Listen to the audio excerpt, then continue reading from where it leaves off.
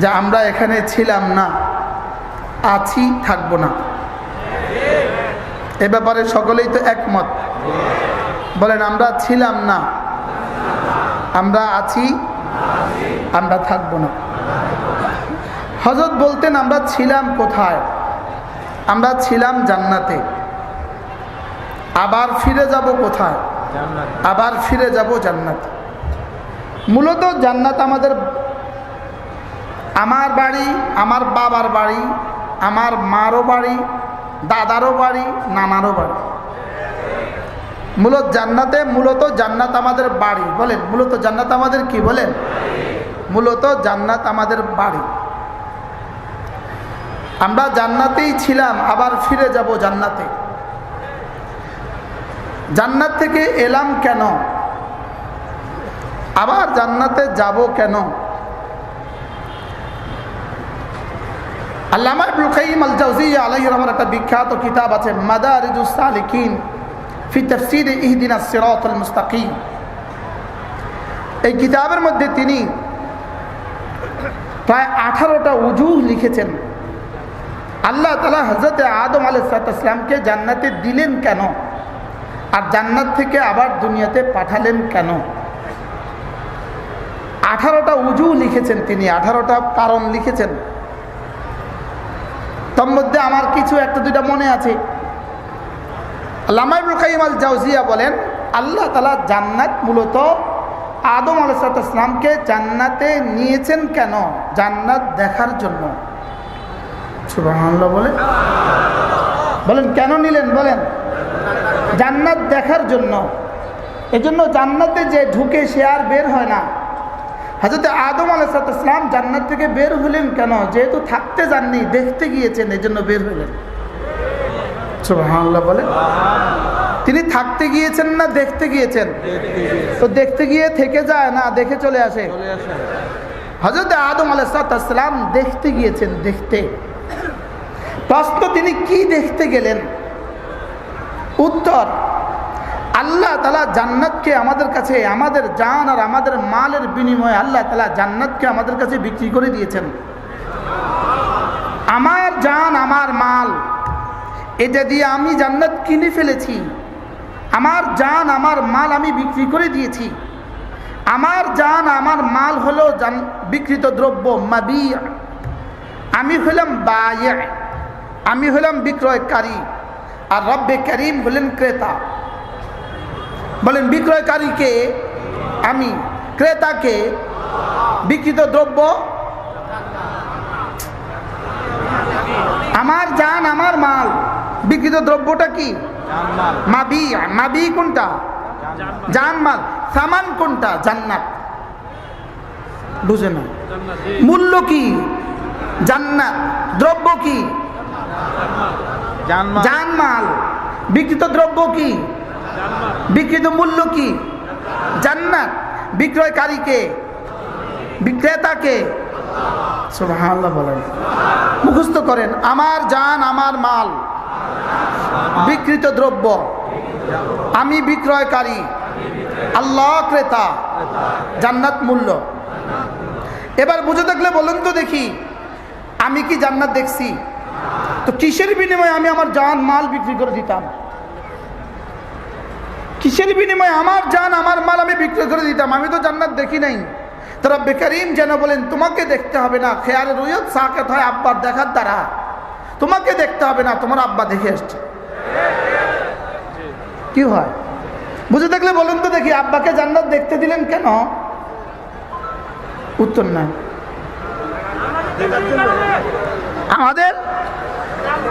আমাদের জানমাল বিক্রি করেছি জান্নাতের বিনিময়ে। আমি তো জান্নাত দেখি নাই। ছেলে যদি ইটালি থাকে, ছেলে বাবাকে কি বলে? বাবা আমার জন্য একটা জমিন দেখবেন। তো বাবা জমিন দেখাশোনা করে এবার কি বলে? ছেলে জমিন দেখছি, তুমি টাকা পাঠাও। তো ছেলে কি বলে? আব্বা জমিনটা ভালোভাবে দেখে নেবেন। তো বাবা বলে জি আমি সব দেখছি, আরএস বিএস সব দেখছি, জমিনের অবস্থান দেখছি, সব দেখছি, সরে জমিনেও দেখছি, আরএসও দেখছি, বিএসও দেখছি, সব দেখছি। তো ছেলে কি বলে? আব্বা দ্যাটস ওকে, আপনার দেখা আমার দেখা, আপনার দেখা আমার দেখা। তো আমি বললাম আল্লাহ আমার জান আমার মাল আমি বিক্রি করে দিয়েছি জান্নাতের বিনিময়ে, আমি তো জান্নাত দেখি নাই। আব্বা বলে তোর আব্বা, আল্লাহ বলে তোর আব্বা দেখছে। কে দেখছে বলেন? তোমার আব্বা আদম আলাইহিসসালামকে, তোমার আম্মা হাওয়া আলাইহিসসালামকে আমি জান্নাতে নিয়ে জান্নাত দেখিয়ে দিয়েছি। আব্বার দেখা ছেলের দেখা, এই জন্য হেদায়ের মধ্যে আছে আব্বার দেখা দ্বারা ছেলের দেখা আর রুয়ত সাকেত হয়। সুবহানাল্লাহ বলেন। তাহলে আমাদের জান আর আমাদের মাল বিক্রি করতে আর কোনো কি নাই বলেন? অসুবিধা নাই। কেন? কে দেখছে? আব্বা দেখছে। এবার আমি আব্বাকে জিজ্ঞেস করলাম, আব্বা, ছেলে ইটালির ছেলে আব্বাকে জিজ্ঞেস করলো, আব্বা আপনি জমিনটা কত বছর আগে দেখছেন? আব্বা বলে 20 বছর আগে দেখছি। তো ছেলে কি বলে, আব্বা এতদিন আগে দেখছেন, এটা কি ঘাসে নিয়ে গেল কিনা, সরকার নিয়ে গেল কিনা, এটা কি নদী হয়ে গেল কিনা জানা তো নাই। আব্বা নদী নতুন করে আবার দেখতেন। আমিও যেন বললাম, আল্লাহ আব্বা তো দেখছে আদম আলাইহিসসালাম জান্নাত দেখছে 1000 বছর আগে দেখছে, এটা তো অনেক দিন হয়ে গেছে। এই জন্য এখন যদি খেয়ার রুয়ত অনেক দিন আগে হয়, খেয়ার রুয়ত সাকেত হয় না, আবার ফিরে আসে। তা আল্লাহ তাআলা বলেন, যাও তোমার পক্ষ থেকে তোমার নবীকে মেরাজের রাত্রে ডেকে নিয়ে এসে লিনুরিয়াহু মিন আয়াতিনা, আবার জান্নাত দেখিয়ে দিয়ে তোমার খেয়ার রুয়ত কেন বয়ান করছে? কি হয়? তাহলে এবার কাকে দেখিয়েছে? নবীজিকে কি করিয়েছেন? দেখিয়ে দিয়েছেন। আর কোনো খেয়াল আছে? আর কোনো খেয়াল নাই। তাহলে আমার জান আমার মাল আমি বিক্রি করেছি কার কাছে? জোরে বলেন, কার কাছে? তাইলে বোঝা গেছে এই জান আর এই মাল এটা এখন আর আমার না। এখন কি না বলেন? এটা এখন কার? এটা হয়ে গেছে আল্লাহ। এই জন্য এই জান আর কাউকে দেয়া যাবে না, এই মাল আর কাউকে দেয়া যাবে না, এই হৃদয় আর কাউকে দেয়া যাবে না, এই শরীর আর কাউকে দেয়া যাবে না। শিরিক জুলমে আজিম। কেন শিরিক শুধুই জুলমে আজিম? এই জন্য তোমার দিল তো তুমি আমার কাছে বিক্রি করে দিয়েছো, এটা আর কাউকে দেয়া যাবে না। আর শিরিক মানে হলো দিলটা আরেকজনকে দিয়ে দেয়া। শিরিক মানে কি বলেন? দিলটা কি করা? আরেকজনকে দিয়ে দেওয়া। এই জন্য শিরিক মানে জুলমে আজিম। কেন শিরিক জুলমে আজিম? এই জন্য হারাম প্রেম জুলমে আজিম। হারাম প্রেম শিরিকের অংশ। বলেন হারাম প্রেম কি? বলেন হারাম প্রেম কি? শিরিকের কি অংশ? পৃথিবীতে শিরিকের মূল উৎস কি? শিরিকের মূল কারণ কি? শিরিকের মূল কারণ হলো গায়রুল্লাহর মহাব্বত। বলেন শিরিকের মূল কারণ কি? বলেন। এই জন্য শাহ ওয়ালিউল্লাহ মুহাদ্দিস দেহলভী রাহমাতুল্লাহ আলাইহি তার বিখ্যাত কিতাব হুজ্জাতুল্লাহিল বালিগার মধ্যে লিখছেন, পৃথিবীতে যত শিরিক আছে সমস্ত শিরিকের মূল কারণ হলো গায়রুল্লাহর মহাব্বত। শিরিকের মূল কারণ গায়রুল্লাহর মহাব্বত। বাংলাদেশে যত বাতিল ফিরকা আছে সমস্ত বাতিল ফিরকার মূল কারণ হলো গায়রুল্লাহর মহাব্বত। সমস্ত বাতিল ফিরকা মূল কারণ গায়রুল্লাহর মহাব্বত। আট্রসি কেন? গায়রুল্লাহর মহাব্বত। সুরেশ্বরী কেন? গায়রুল্লাহর মহাব্বত। কাদিয়ানি কেন? গায়রুল্লাহর মহাব্বত। সাদিয়ানি কেন? গায়রুল্লাহর মহাব্বত। কেন কেন বলেন কেন? গায়রুল্লাহর মহাব্বত। গায়রুল্লাহর মহাব্বত যেমন কাদিয়ানীদেরকে কাদিয়ানি বানিয়ে ফেলেছে, গায়রুল্লাহর মহাব্বত যেমন রেজবিদেরকে রেজবি বানিয়েছে, গায়রুল্লাহর মহাব্বত যেমন এদেরকেও আগামী 2-4 বছর পরে এরাও পৃথিবীতে ভিন্ন এক বাতিল ফিরকা হয়ে জীবনযাপন করবে, শুধুই গায়রুল্লাহর মহাব্বতের কারণে। শুধু কোন কারণে? বলেন গায়রুল্লাহর মহাব্বত। আবার বলেন পৃথিবীর সমস্ত বাতিলের উৎস কি? প্রধান কারণ কি? গায়রুল্লাহর মহাব্বত। শিরিক কেন? গায়রুল্লাহর মহাব্বত। হিন্দু কোত্থেকে? গায়রুল্লাহর মহাব্বত থেকে। ইহুদি কোত্থেকে? গায়রুল্লাহর মহাব্বত থেকে। নাসারা কোত্থেকে? গায়রুল্লাহর মহাব্বত থেকে। বলেন আমার জান আমার মাল আমরা বিক্রি করে ফেলেছি কার কাছে? এজন্য কোন নায়িকাকে দিল দেওয়ার সুযোগ নাই, কোন নর্তকীকে দিল দেওয়ার সুযোগ নাই, হারাম দাড়িকে দিল দেওয়ার সুযোগ নাই, কোন নেতাকে দিল দেওয়ার সুযোগ নাই, কোন নেত্রীকে দিল দেওয়ার সুযোগ নাই। কি বলছি বলেন? দিল কাউকে দেওয়ার কি নাই? কাকে কাকে দেওয়ার সুযোগ নাই? দিল কাউকে দেওয়ার কি নাই? বলেন। এজন্য যদি কেউ দিল নিতে চায় কি বলে দিবা? দিলে একজন আছে, এখানে অন্য কারো জায়গা নাই। কি আছে বলেন? দিলে একজন আছে, অন্য কাউকে জায়গা দেওয়ার কি নাই? অন্য কাউকে জায়গা দেওয়ার কি নাই? সুযোগ নাই। এই জন্য এক ম্যাডামরে রেখে আরেক ম্যাডামের দিকে ছুটার কোনো সুযোগ নাই।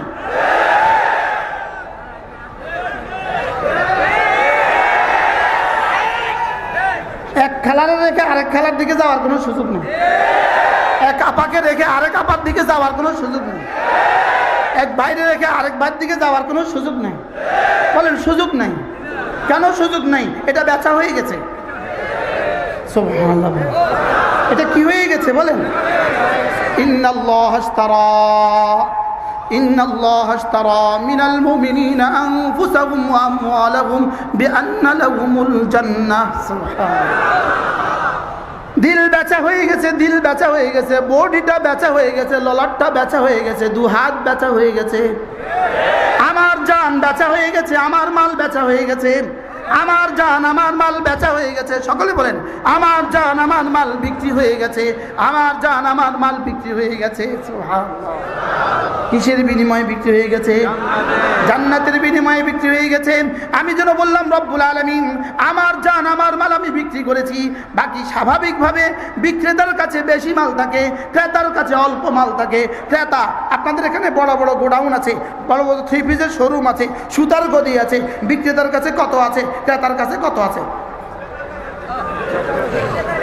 বিক্রেতার কাছে বেশি থাকে না ক্রেতার কাছে বেশি থাকে? হ্যাঁ, ক্রেতার কাছে কি থাকে? ক্রেতা কোন রকমে হাওলাত বরাদ করে 2 লাখ টাকা নিয়ে আসছে, কি ভাই? আর বিক্রেতার শোরুমে আছে 2 কোটি টাকার মাল। তাহলে রব আমাকে বলেছেন বিক্রেতা, নিজেকে বানিয়েছেন ক্রেতা। কেন রব নিজেকে ক্রেতা বানিয়েছেন? কেন রব আমাকে বিক্রেতা বানিয়েছেন? রব যেন বলেন শুনো, তোমার জান তোমার কাছে, তোমার মাল তোমার কাছে তো অনেক বড়, তোমার জান তোমার কাছে, তোমার মাল তোমার কাছে তো অনেক বড়, এই জন্য আমি তোমাকে বিক্রেতা বানিয়েছি। যাও, আমার জান্নাত তো আমার নেগাহে অল্প কদ্দুর, এই জন্য আমি আমাকে ক্রেতা বানিয়েছি। কি হয়? আমাকে বিক্রেতা বানিয়ে রব আমাকে খুশি করে দিয়েছে। সুবহানাল্লাহ। বলে আমাকে কি উচিত ছিল কি বলা, তুমি বিক্রি করেছো আমি কিনছি। লেকিন আল্লাহ কি বলে, আমি কিনছি, আমি কিনছি। উচিত ছিল বলতো তুমি কিনছো আমি বেচছি। আর আল্লাহ কি কয়, তুমি বিক্রি করছো আমি কিনছি। তা আমি বললাম রব্বুল আলামিন এটা তো বিক্রিত মাল। আমার মোবাইলটা আমি ইনার কাছে বিক্রি, ধরেন কিনেন, আমি ইনার কাছে বিক্রি করেছি 5,000 টাকা। এখন মোবাইলের মালিক কে? এখন 5,000 টাকার মালিক কে? জোরে বলো না, কে? 5,000 টাকার মালিক আমি, মোবাইলের মালিক কি? এখন ইনি আমাকে বললেন হুজুর মোবাইলটা আমি আপনার কাছ থেকে কিনছি, এই নেন 5,000 টাকা, তবে মোবাইলটা আপনার কাছে থাক। মোবাইল আপনার কাছে কি করুক? থাক। আচ্ছা, এবার যদি মোবাইলটা আমার কাছে থাকে, এখন কি মোবাইল এটা আমি আর ব্যবহার করতে পারবো নাকি এটা রেখে দিতে হবে? কি বলতে হবে? যদি কেউ এসে বলে এটা আমাকে দেন, তখন আমি কি বলবো? এটা বেচা হয়ে গেছে। সুবহানাল্লাহ বলেন না, কি বলতে হবে বলেন? এটা কি হয়ে গেছে? এটা বেচা হয়ে গেছে। তাহলে আমার জান আমার মাল এখন আর কাউকে দেওয়ার সুযোগ আছে? কেন নাই? সুবহানাল্লাহ। কি বলেন? এরকম মিটিং বাংলাদেশে আছে না নাই? যে মিটিংয়ে গেলে আজান দেওয়া যায় না, এরকম মিটিং আছে না নাই? যে মিটিংয়ে গেলে নামাজ পড়া যায় না, এরকম মিটিং এ দেশে আছে না নাই? তাহলে কোন কোন মিটিংয়ে যাওয়া যাবে, কোন কোন মিটিংয়ে যাওয়া যাবে না? এইদের মিটিংয়ে যাওয়া যাবে না কেন? কেন যাওয়া না? কারণ আমি যে দিল বিক্রি করে ফেলেছি এই জন্য। সুবহানাল্লাহ বলে। তাহলে আমি দিল দিব কত মিনিট? জোরে বলেন। তাহলে মোবাইল যেই প্রোগ্রামগুলো তোমার দিল নষ্ট করে দেয়, যেই প্রোগ্রামগুলো তোমাকে দিল আল্লাহ থেকে গাফেল করে দেয়, যেই প্রোগ্রাম তোমাকে জামাত ছাড়তে বাধ্য করে, যেই ছবি আর নগ্ন ছবি আর যেই সংবাদগুলো তোমাকে জামাত ছাড়তে বাধ্য করে, তাকবীর ছড়তে বাধ্য করে, তা আল্লাহ তাআলা বলেন এটা আমাকে দিয়েছো, খবরদার ওর পেছনে যাওয়া যাবে না। কি হয়? তাহলে আমি আমার দিল বিক্রি করে ফেলেছি, এর অর্থ কি? এটা কি শুধু একটা বক্তব্য, এটাই শেষ না? এর পেছনে কিছু আছে? জোরে বলেন, এর পেছনে কিছু আছে না? এই বক্তব্যই শেষ? তাহলে ওয়ালা তুতি মান আগফালনা কলবাহু আন যিকরিনা, কলবাহু তোমার দিলটা আমি কিনে ফেলেছি, অতএব তোমার দিল ওই বেটার পেছনে যেতে পারবে না, ওই নেতার পেছনে যেতে পারবে না, ওই নেত্রীর পেছনে যেতে পারবে না, ওই সংগঠনের পেছনে যেতে পারবে না, ওই দলের পেছনে যেতে পারবে না, যেই দল তোমাকে আমার জিকির থেকে গাফিল করে। আল্লাহ উম্মতকে বুঝ দান করেন। রব্বুল আলামিন, আমি তো বিক্রি করে ফেলেছি, আপনি আমাকে আবার ব্যবহার করার সুযোগ দিয়েছেন, আর কি চান আপনি আমার কাছে?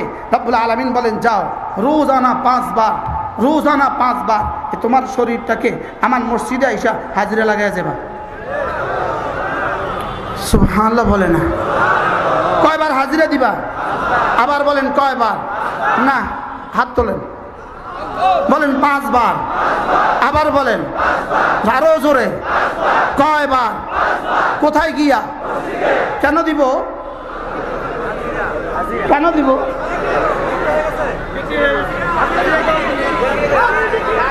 শরীর কি হয়ে গেছে? শরীর বিক্রি হয়ে গেছে। এই জন্য ফজরে হাজিরা লাগাইতে হবে। হাজিরা দিয়ে বলতে হবে রব্বা শরীর তো তোমাকে দিয়ে দিয়েছি, এই জন্য ফজরে হাজিরা দিতে আসলাম। আবার জোহরে হাজিরা, আবার আসরে হাজিরা, আবার মাগরিবে হাজিরা, আবার এশায় হাজিরা। বলে এই হাজিরা কেন? তো যে হাজিরা না দেয় সে গাদ্দার। সে কি তার লগে গাদ্দারি করলো? কি কোন বিষয়ে গাদ্দারি করলো? সুবহানাল্লাহ। বলে আমার শরীর আমি বিক্রি করে ফেলেছি। তোমার শরীর এটা তোমার না, এটা আমার। আমি তোমাকে দিয়েছি, ব্যবহার করো। যাও ফজর থেকে জোহর, যাও মাঠে, যাও খেতে, যাও দোকানে, যাও ফ্যাক্টরিতে, যাও অফিসে, যেখানে ইচ্ছা সেখানে চলে যাও। যাও স্কুলে, যাও কলেজে, যাও বাড়িতে, যাও দেশে, যাও বিদেশে। সকাল থেকে সন্ধ্যা, জোহর থেকে ফজর থেকে জোহর, যাও ইচ্ছা মতো শরীর ব্যবহার করো। জোহরে ছুটে এসে বলবা আল্লাহু আকবার,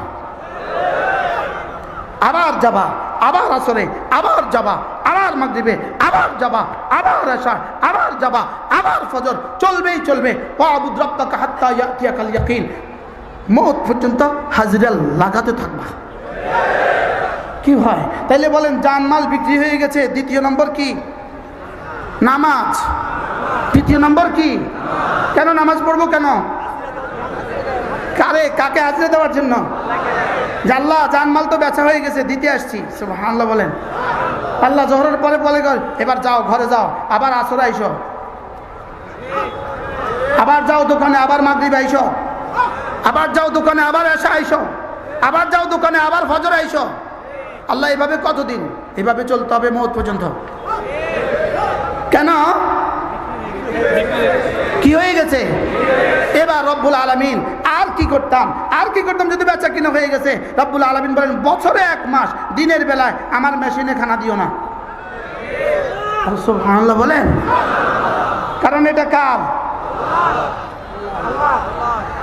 কার? এটা কার? বিক্রি করছি কার কাছে? তো এবার আল্লাহ কি বলেন? রমজান মাসে দিনের বেলা খানা দিও না। সুবহানাল্লাহ বলেন। কেন? এটা বিক্রি হয়ে গেছে। আল্লাহ আর কি করতাম? আর তোমার যদি যাও, তোমার যদি মাত্র 52.5 তোলা, মাত্র 52.5 তোলা রৌপ্যের সমপরিমাণ যদি তুমি টাকার মালিক হও, যাও 7.5 তোলা স্বর্ণের যদি এই পরিমাণ স্বর্ণের তুমি মালিক হও, 52.5 তোলা রৌপ্যের সমপরিমাণ টাকার যদি তুমি মালিক হও, যাও আমি তোমাকে দিয়েছি 52.5 তোলা রৌপ্যের সমপরিমাণ টাকা, আমি তোমাকে দিয়েছি 7.5 তোলা স্বর্ণ। ঠিক আছে নাকি? ঠিক আছে নাকি? মাসালা ঠিক আছে? দিয়েছি। এখান থেকে 40 ভাগের 1 ভাগ ভাগ করো। 40 ভাগের 1 ভাগ লিল ফুকারাইল মুহাকিন, ইন্নামা সাদাকাতু লিল ফুকারাই ওয়াল মাসাকিন। যাও এই 7 শ্রেণীর কাউকে দিয়ে দিও। যাও এটা হলো তোমার মাল, তুমি আমাকে দিয়ে দিলা। সুবহানাল্লাহ বলেন। বুঝতে পারলাম তো? এটার নাম কি? যাকাত। এটার নাম কি? যাকাত। এবার বললাম রব্বুল আলামিন আর কেমনে দিতাম? জানমাল তো বিক্রি হয়ে গেছে, আর কেমনে দিতাম? রব্বুল আলামিন বলেন যাও যদি তোমার কাছে আজকের বাজারের 7.5 লাখ টাকার মতো টাকা থাকে, যাও একটা কাজ করবা, আমার ঘরটা জীবনে একবার ঘুরে আসবা। সুবহানাল্লাহ বলে না? কি করবা? জীবনে একবার কি করবা? জীবনে একবার আমার ঘরটা ঘুরে যাবা। কেন? এটা আল্লাহকে আল্লাহর জান মাল দিয়ে দেওয়ার 5 নম্বর তরিকা। কি করবা? তোমার জান, তোমার মাল যেহেতু বিক্রি হয়ে গেছে, তোমার শরীরটা নিয়ে, তোমার 7.5 লাখ টাকা নিয়ে আমার ঘরে এসে হাজিরা দিয়ে বলবা আল্লাহ বেচা তো হয়ে গেছে, আমি দিতে আসছি। এদূর বুঝে আসছে? এবার বললাম রব্বুল আলামিন আর কেমনে দিতাম? আমার জান, আমার মাল আমি আপনার কাছে বিক্রি করে দিয়েছি জান্নাতের বিনিময়ে, আর কেমনে দিতাম? রব্বুল আলামিন বলেন চূড়ান্তভাবে তোমার জান, তোমার মাল তুমি আমার কাছে বিক্রি করে ফেলেছ। চূড়ান্তভাবে যদি কোনো দুশমন তোমাদের উপরে চড়াও হয়, তখন তোমার জান, তোমার মাল নিয়া আল্লাহর রাস্তায় বাইর হইয়া তোমার জান, তোমার মাল আমার হাতে তুলে দিবা। এটার নাম কি? আবার বলেন এটার নাম কি? তাহলে জেহাদ কি আসলে কি? জেহাদ আসলে কি? জেহাদ আসলে আল্লাহ তাআলার সাথে কেনা বেচা, আল্লাহ তাআলার সাথে চুক্তি, আল্লাহ তাআলার চুক্তির চূড়ান্ত প্রদর্শনী। সুবহানাল্লাহ বলেন। আল্লাহ তাআলার সাথে চুক্তি হয়ে গেছে, জান মাল বিক্রি করে ফেলেছি। এজন্য খোদা না খাস্তা, খোদা না খাস্তা, খোদা না খাস্তা, যদি খোদা না খাস্তা ভারত আমাদের দিকে চোখ তুলে তাকায়, ভারত আমাদের দিকে ইশারা করে, ইসলাম আমাদের দিকে ইশারা করে, হিন্দুরা আমাদের দিকে ইশারা করে, আমাদের জান আমাদের মাল আগেই বেচা হয়ে গেছে।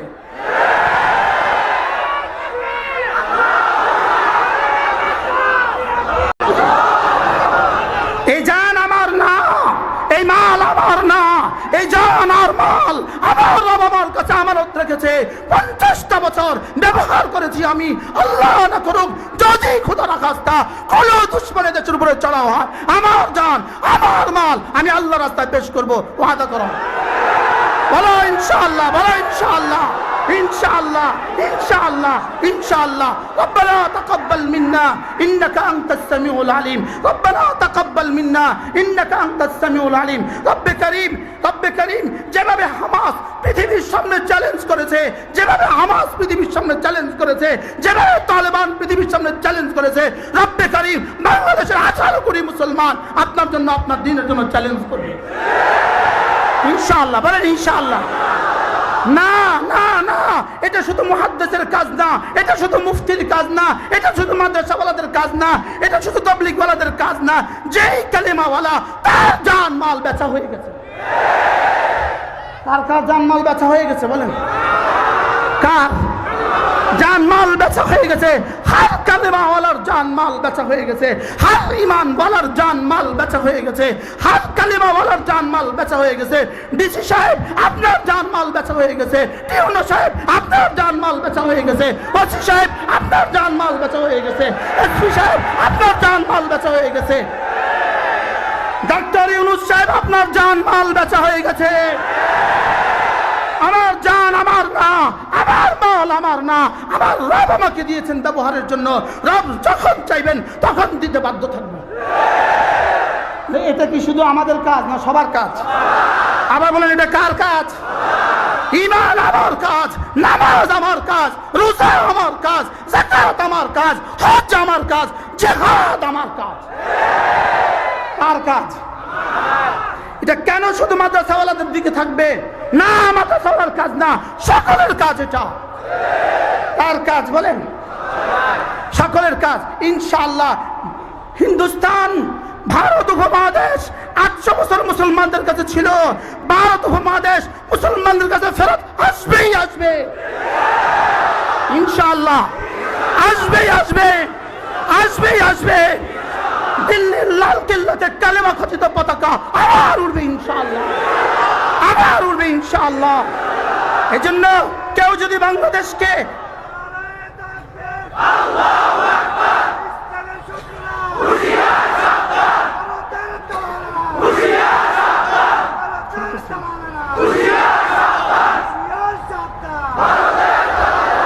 এজন্য কেউ যদি মনে করেন, কেউ যদি স্বপ্ন দেখেন, কেউ যদি স্বপ্ন দেখেন এখানে অন্য কিছু করবেন, হবে না, হবে না, হবে না, হবে না, হবে না, হবে না, হবে না।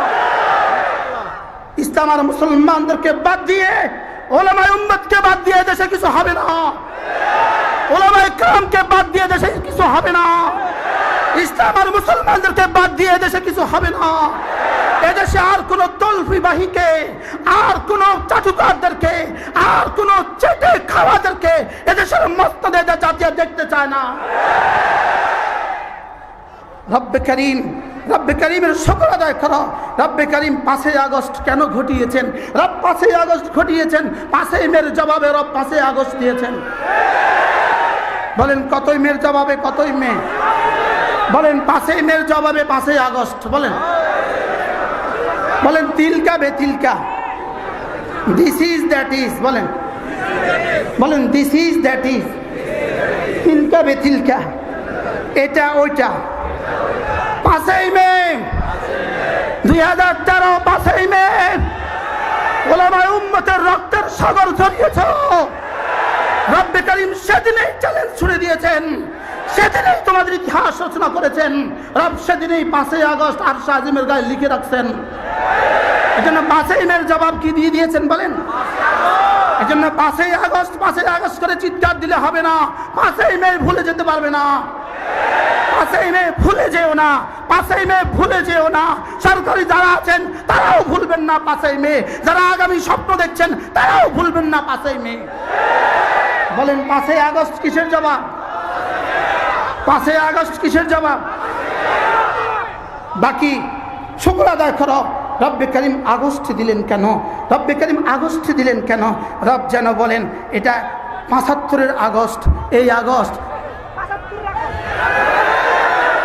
রব যেন বলেন আগস্ট যেন কিয়ামত পর্যন্ত এদের থেকে আর ভুলে না যায়। আগস্ট যেন এরা না ভুলে, এরা যেন আগামী কিয়ামত পর্যন্ত এদের বাচ্চাদেরকে আগস্ট বলে বলে ঘুম পাড়ায়। কি বলে বলে ঘুম পাড়ায় বলেন? বাচ্চারে শুধু বলবে আগস্ট আসবে, ঘুমা। কি বলবে বলেন? কি বলবে বলেন? আগস্ট আসবে, আগস্ট আসবে। কি আসবে বলেন? এজন্য যদি কেউ ওলামায়ে উম্মতকে ভুলে যান, ওলামায়ে উম্মতকে কি করেন? ভুলে যান। ওলামায়ে ইকরামকে বাদ দিয়ে আপনি কিছু করে ফেলবেন বলে মনে করেন, আপনি বোকার স্বর্গে বাস করছেন। এদেশে কিছু হবে না ওলামায়ে ইকরাম ছাড়া। এটা মনে রাখতে হবে। এদেশে কিছু হবে না ওলামায়ে ইকরাম ছাড়া। এদেশে কিছু হবে না। এদেশে কিছু হবে না ওলামায়ে ইকরাম ছাড়া। ওলামায়ে ইকরামকে মাথার উপরে রাখতে হবে। আল্লাহ উম্মতে মুসলিমাকে বুঝ দান করেন। আমার তো কথা দূর চলে গেছে, কি করবো আমি?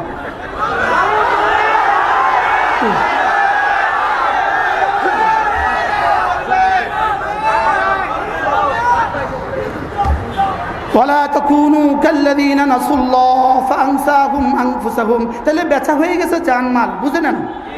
বেচা হয়ে গেছে কি? জানমাল। বেচা হয়ে গেছে জানমাল। যে জানমাল দিতে জানে রব তাকে ফেরত দেয়। যে জানমাল দিতে জানে রব আবার তাকে ফেরত দেয়। সুবহানাল্লাহ বলেন। যে জানমাল রবকে দিতে জানে রব আর তাকে কি দেয়? ফেরত দেয়। আর যে জানমাল দিতে জানে না, রানমাল দিতে জানে না, তাকে আর রব ফেরত দেয় না। আমরা জানমাল দিব তো ইনশাআল্লাহ। আল্লাহু আকবার কাবীরা। জানমালের বাজার আছে, বাজার বাজার। জানমাল দেওয়ার কি আছে? বাজার। ফিলিস্তিন জানমাল দেওয়ার বাজার।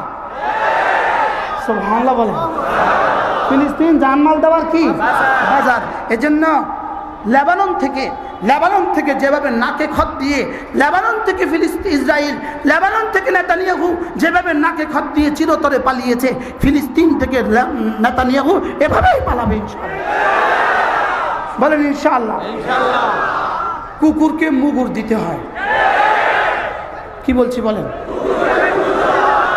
পাগলা কুকুর ঘরে আসছে, আপনি ওরে সুন্দর করে ডাকলেন, ওরে সিঁড়ির নিচে সুন্দর করে রাখলেন, তালা মারি দিলেন, আর দুধ কলা দিয়ে পাললেন। সকালে দুধ, বিকালে দুধ, পাউরুটি দিয়া আর মুরগি দিয়ে আর কলা দিয়ে ওরে পাললেন। ও শেষ পর্যন্ত কখনো